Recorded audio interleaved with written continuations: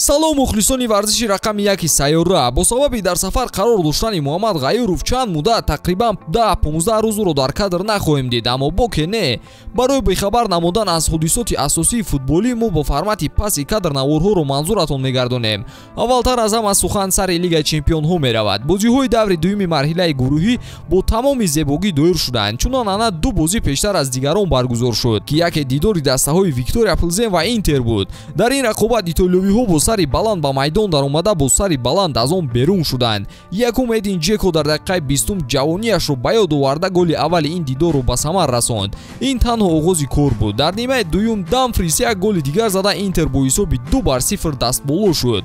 бозии дигари барвақтӣ байни Спортинг ва Тоттенхем доир гардид. Дар ин дидор футболбозон задани голро дар дақиқаҳои охир монданд. Дар Тоҷикистон баъзеҳо аллакай хоб буданд ки португалиҳо бо кӯшиши Павлиньо дар дақиқаи 90 ва Артур Гомес дар дақиқаи 93 гол зада бо дили хуш ва 3 имтиёз аз майдон берун шуданд. Пас он бозиҳои дигар доир ёфтанд. Рақобати марказӣ албатта байни дастаҳои Бавария ва Барселона доир гардид. Аввалин бор дар чанд сол эҳсоси рақобати ду тими ба ҳам баробар дида шуд. Бавария аз 10 дақиқае ки нимаи дуюм бартарӣ дошт максимум гирифт. Аввалан Лука Эрнандес ва пасон Лерой Сане дар дақиқаи 50 ва 54 голҳои мюнхениҳоро ба самар расониданд. Барселона ҳамолатҳои идора кардани бозиро дошт. Агар ин имтиҳони сифати бозӣ барои Барселона бошад, пас ин корро каталониҳо бо баҳои хуб супориданд. Навобаста ба бохт, Байер дар майдони худ Атлетикоро шикаст дод. Ин бозӣ ҳам дар охир ҳаллу фаслу шуд. Дар даҳаи охири дидор Андрих ва Диаби бо голҳояшон ғалабаи дастаи Олмуниро таъмин карданд. Ливерпул ва Аякс як рақобати дигари ҷолиби ин шаби рақобатҳо буд. Клоп пас аз чанд нокомӣ ба васоити ахбори омма гуфта буд ки ман мехоҳам Ливерпул дастае шавад ки ҳама аз он битарсанд.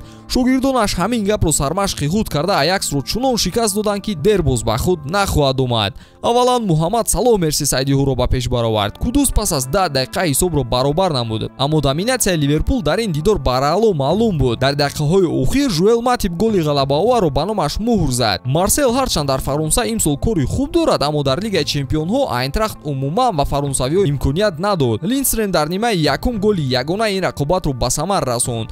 Брюге имсол сенсатсия карданист. Онҳо Портуро титу пит карданд. Дар нимаи якум танҳо Юдгла гол зад. Аммо нимаи дуввум ба шаби даҳшатҳои Порту табдил ёфт. Совас, Ков ва Нуса 3 голи дигар зада Брюге бо ҳисоби 4-0 Портуро шикаст дод. Имшаб аз чандин бозиҳои дигари Лигаи Чемпионҳо боз ҳаловат хоҳем бурд. Яке аз бозиҳои асосии имрӯза ин муқобили собиқ дастаи худ баромад кардани Эрлинг Холланд ба ҳисоб меравад. Манчестер Сити омода аст ки дар майдонаш Боруссия Дортмундро қабул кунад. Лейпциг бошад бо сармураббии наваш дари хонаи қаҳрамони феълии Лигаи Чемпионҳоро мекӯбад.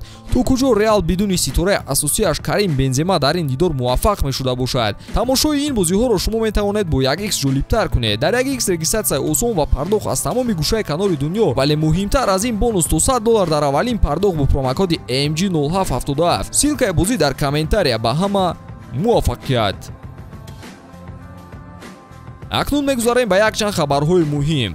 Кори Месси дар ПСЖ тураф беҳтар шуда истодааст. Футболбози аргентинӣ алал хусус дар ин мавсим худро хелу хуб эҳсос карда истодааст. Лео ба ассистенти асосии Лига 1 табдил ёфтааст. Дар додани пасҳои голӣ ҳеҷ кас ба ӯ баробар шуда наметавонад. Ҳамчунин таъсири ӯ ба бозии парижиҳо басо бузург аст. Бозингарони дигари ПСЖ аз бозиаш ҳаловат бурда истодаанд. Аз ҳама муҳимаш он мебошад ки роҳбарияти парижиҳо аз бозии нишондодаи Месси қаноатманд мебошанд. Онҳо нақша доранд ки шартномаи футболбози аргентиниро тамдид намоянд.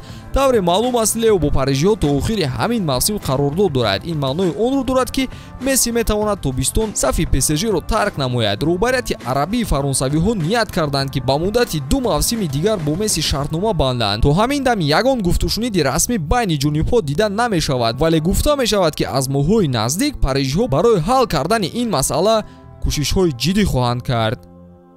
мавзӯи шартномаҳо ва қоғазбозӣ дар шаҳри Париж идома меёбад. Гап на танҳо дар мавриди Месси бар ин футболбозон меравад, ҳамчунин Мбаппе ҳам дар ҳолати номуайян хоҳад буд. Айни ҳол ӯ шоҳу вазир дар Фаронса аст, вале бо наздик шудани анҷоми шартнома боз гапу шаб зиёд хоҳад шуд. Аз аввал чунон менамуд ки ПСЖ мавзӯи Мбапперо ҳаллу фасл кардааст, аммо бо маълум шудани ҷузъиёти қарордоди Мбаппе метавон гуфт ки шайхҳо танҳо дарди сарашонро ба рӯзҳои дигар мондаанд. Гапи матраҳ он аст ки қаблан мегуфтанд Мбаппе шартномаашро то соли 2025 25 бо ПСЖ имзо кардааст, аммо ҳақиқати ҳол он мебошад, ки ҳамлагари фаронсавӣ қарордодашро бо парижиҳо танҳо то соли 2024 имзо мондааст. Аммо дар он опсияе ҳаст, ки тибқи он шартномаи Мбаппе метавонад то соли 2025 тамдид шавад. мағзи масъала ҳам ҳамин ҷост, ки идома додан ё надодани қарордод аз худи Килиан вобаста аст. ҳамин тариқ агар ПСЖ тобистони оянда Мбапперо нафурӯшад, пас дар гармиҳои соли 2024 ӯ метавонад бепул аз сафи фаронсавиҳо равад. аз ину мавзӯи бепул рафтани Мбаппе боз масъалаи асосӣ байни шайхон ва хурҷинҳои маблағи онҳо шудааст, ҳамон масъалае ки тобистони ҳамин сол устуғон дар гулӯ буд.